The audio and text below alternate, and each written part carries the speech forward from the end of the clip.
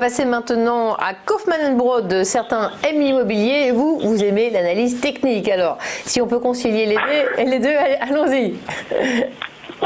Exactement. Alors, sur Kaufmann & Broad, donc, qui est évidemment un des premiers constructeurs de logements en France, je suis toujours donc très positif sur la valeur.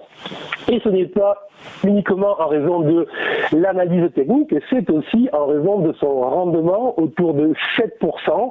Donc c'est évidemment donc un rendement remarquable dans le contexte actuel de taux bas que nous connaissons. Mais si en plus je repère en analyse technique une zone de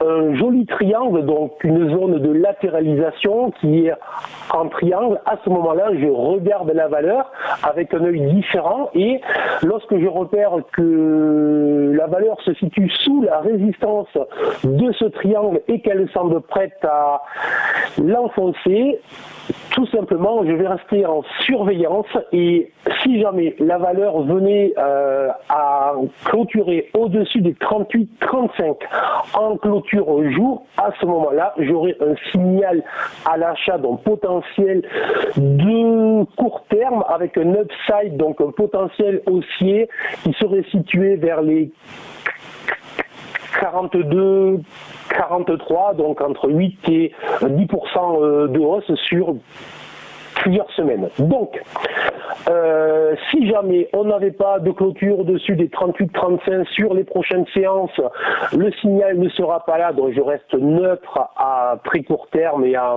moyen terme, mais à long terme, et comme je l'ai indiqué au tout début, en raison de son rendement, je suis positif sur la valeur.